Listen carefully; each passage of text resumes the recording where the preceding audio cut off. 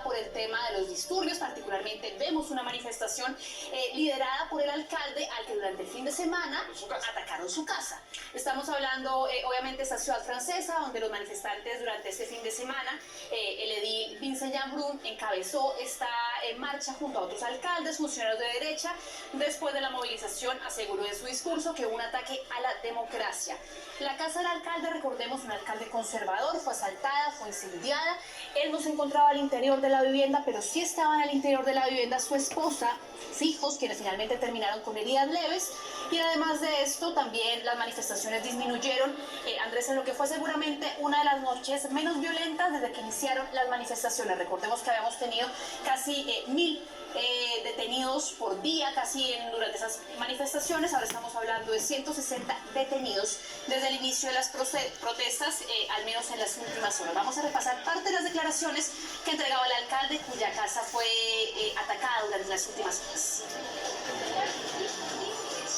La República y sus servidores están siendo amenazados y atacados. Estos pilares, que son las escuelas, la policía, el sistema de justicia, es nuestra convivencia, es el laicismo, es la igualdad entre mujeres y hombres lo que se ataca todos los días.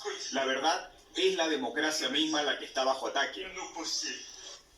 Esa es, Andrés, una de las caras de esas protestas, pero también empiezan a darse otras caras un poco más violentas. Por ejemplo, lo que estamos viendo en la ciudad de Lyon, en donde manifestantes de ultraderecha han salido a las calles prácticamente a decir que Francia es de los franceses y que finalmente azul, rojo, blanco, que son los colores de la bandera francesa, esto en contra de los disturbios que se han dado en distintas ciudades de este país. Son discursos netamente xenofóbicos, raciales, en un país por esencia, Andrea, multicultural. O sea, 6 países, uno diría Inglaterra, Francia y uno que otro en Europa, que son esencialmente multiculturales, cosa de pasearse por París y darte cuenta que tienes todo enfrente. Claro, Andrés, pero hay un tema con Francia y es que ellos tienen una deuda con los migrantes, porque estamos hablando de segundas generaciones que no se han podido integrar, dicen ellos. Incluso hay mucho debate en torno a qué significa integrarse en un país en donde tú naciste. Son problemas, por ejemplo, que no vemos de esa magnitud en Estados Unidos, pero en Francia, estos jóvenes que estamos viendo y el mismo Nael hacen parte de hijos de argelinos, marroquíes, todos esos migrantes del norte de África, colonias francesas. Distinto a otro tipo de migración también. Efectivamente, y aparte son jóvenes, son chicos que nacieron en Francia, pero que no tienen la misma oportunidad del resto de los franceses, que viven en esas zonas periféricas, conocidas como suburbios, no solamente aparte de París, sino en otras ciudades. Vamos justamente a ver una de las gráficas, Andrés, que nos ilustra también en qué punto se han dado estas protestas con mayor violencia. Vemos distintas ciudades, al menos una decena de ciudades, y si nos concentramos, por ejemplo, en lo que ha pasado en París y en Marsella, que quizás han sido 2 de las ciudades más golpeadas por estas protestas,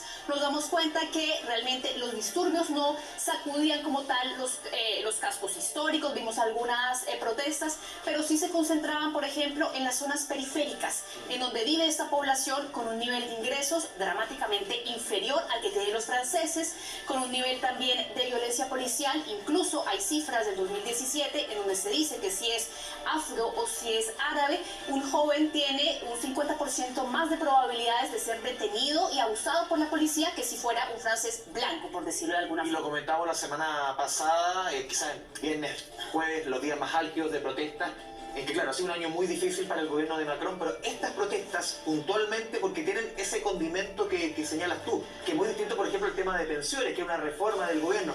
Aquí hay un tema más profundo, más racial, un tema que está bastante más adentro y que genera también mayores niveles de respuesta de parte de la población.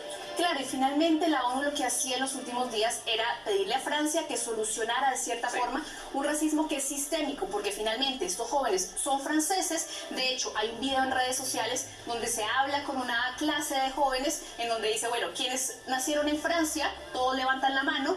Quienes se sienten franceses, aquellos jóvenes que son árabes o que son negros, no se sienten franceses. Ese es un tema, porque tú por cierto, te comentaba antes lo del país eminentemente multicultural. Es cosa de, no sé, uno se imagina, la selección francesa de fútbol. O sea, está llena de jugadores de ascendencia subsahariana, de ascendencia africana, franceses, de esos, como uno dice, 100% francés, entre comillas, tomando... son los menos. Entonces, por eso digo que es un país que hace mucho rato el tema cultural, multicultural está asentado. Por eso llama la atención, mirándolo desde acá, de esta zona del planeta, que estos temas generen generen tanto ruido. Uno pensaba que estaba hace mucho rato aterrizado y no es así. No, realmente es todo sobre el papel, Andrés. Incluso hay una crítica a los propios medios franceses porque dicen que tratan la situación con mucho eufemismo. No le llaman a las zonas, a los suburbios, sino zonas periféricas, que es una forma bonita de decirle, a un lugar en donde viven prácticamente 8 millones de personas con unas condiciones muy distintas a las del resto de los franceses, con unas condiciones de empleo, de educación, sin poder acceder a las oportunidades que normalmente tendría un ciudadano francés. Y en donde además, Andrés, que eso también tiene mucho que ver con lo que estamos viendo, la gente, los argelinos, los marroquíes, todos los que viven en esta suerte de suburbios, por no llamarlos guetos, como se llaman en muchas partes, ellos incluso siguen viviendo y hablando al interior de sus familias en árabe, incluso siguen viviendo como se vive en Argelia, y por eso se habla de la integración. Y otro punto además que no es menor tiene que ver, por ejemplo, Francia es el país donde más jóvenes se enrolan en el Estado Islámico, y son jóvenes justamente provenientes de estas barriadas. Y un fenómeno que no solamente se está extendiendo en Francia, vimos el fin de semana en Bruselas, que tienen una situación parecida en Molenbeek, por ejemplo. Molenbeek, sí, que es un barrio de Bruselas, y recordar dónde tuvo el origen de buena parte de los atacantes en el caso de Bataclan, por ejemplo, justamente en Molenbeek, en Bélgica. Y vimos además en Bruselas, también en Suiza, donde hay una cosa muy parecida también, y sobre todo, por ejemplo, recordar que esto que estamos viviendo, pleno 2023, ya había pasado en 2005, cuando dos jóvenes musulmanes se electrocutan huyendo de la policía.